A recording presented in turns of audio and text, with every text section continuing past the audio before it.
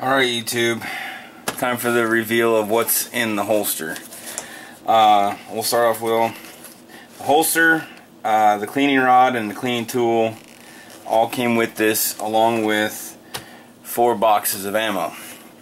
It was a package deal, but I go to the gun store there a lot, and they actually gave me 6 boxes of ammo and I bought an additional 3. So I got the gun, the holster and everything, 6 boxes of ammo, and then I went and go ahead and bought 3 more. This is more like a, I'm not quite sure, it's like a vinyl with a black cloth on the inside. It's not the fanciest, but I guess it's functional for what it was back in the day. This is the cartridge, if this helps out any. No, this is not a spent brass.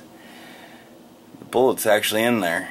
This is a gas sealed cartridge, because we're dealing with the M1895 Nagant revolver. This is a gas sealed revolver.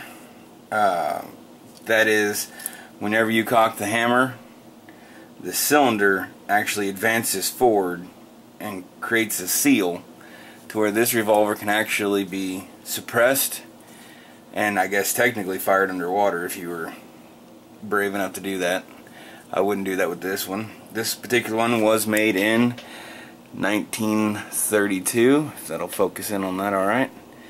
Of course, it's got all these import marks, which I wish they had done more discreetly. I've seen models where it's been more concealed, smaller on the other side of the barrel, but it is what it is. This is not a particular firearm I ever expected to own. They've always just kind of been a novelty to me. I've always seen them at gun shows. They range anywhere between $110 and $140. Like I said, there's nothing really too fancy about them. I was in the store and I just decided to say screw it and get one, and I thought about getting 2 just so I can tinker around with one and see if I can improve them any. This one is a single action, double action. It will work both ways. They do make some single actions, and I've been trying to do some research on it, but some people have said that the officers got the double action, single action, and the enlisted men got the single action only, and then I've heard stories saying the reverse. I'm not quite sure which is true, but it's very simple to operate.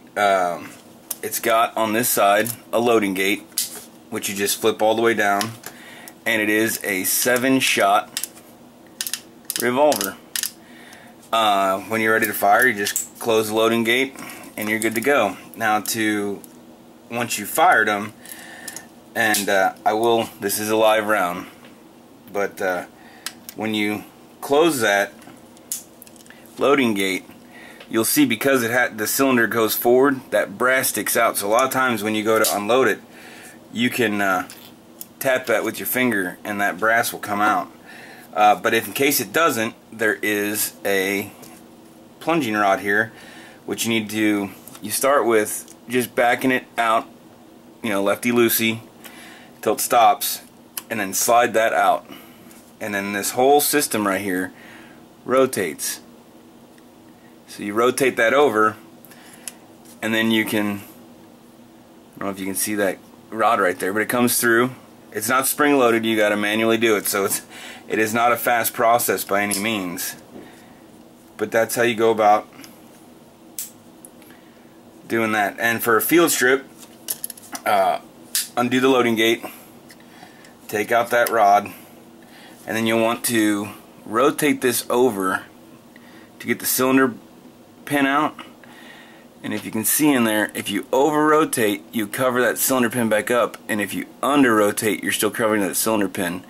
So you kind of have to load it, or just angle it just right, and then that cylinder pin comes right out.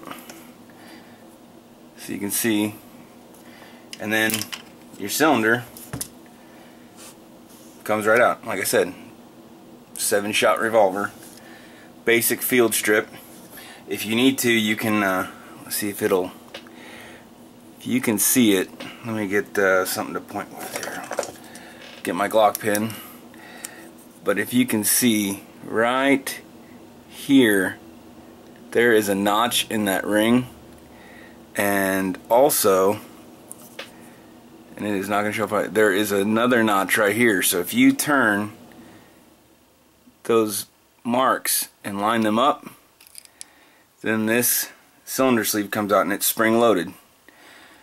And then to put it back together, just push it down in there, give it a little bit of a twist. I mean, it'll go 360, so all you need to do is you give it a twist, because this is spring loaded. And that's what it, so when you go to assemble it again, you lay it in, you have to depress that a little bit for it to go back in. Put your cylinder pin in, rotate, close that, close your loading gate, and you're good to go. Now when you cock it, see if I can get this right, when you cock it, there we go, you see there, the cylinder presses forward and engages the barrel, and that allows the gas seal.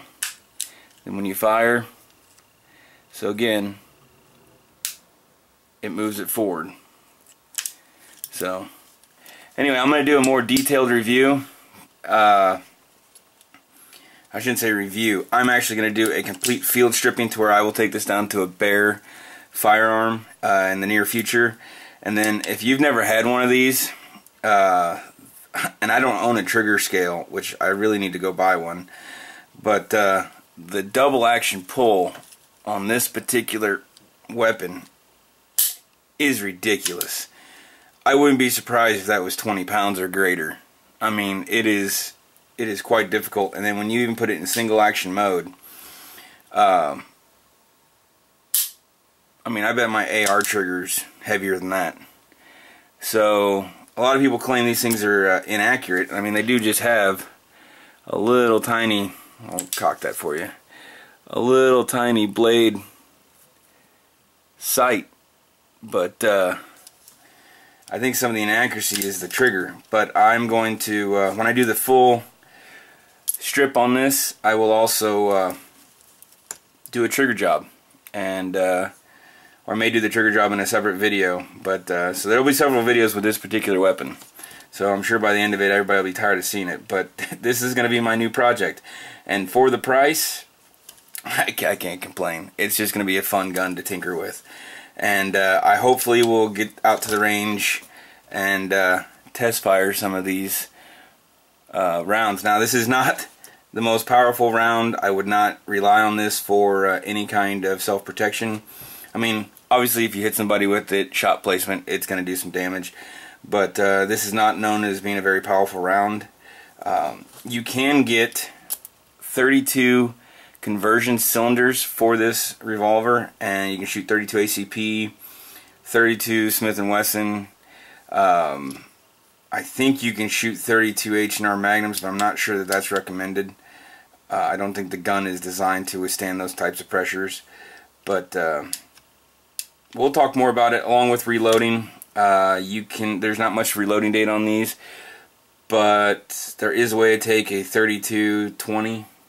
It might be a 32-30. Gotta look that up, and it will size down to make this. And I do not know if I'm going to reload this at this point.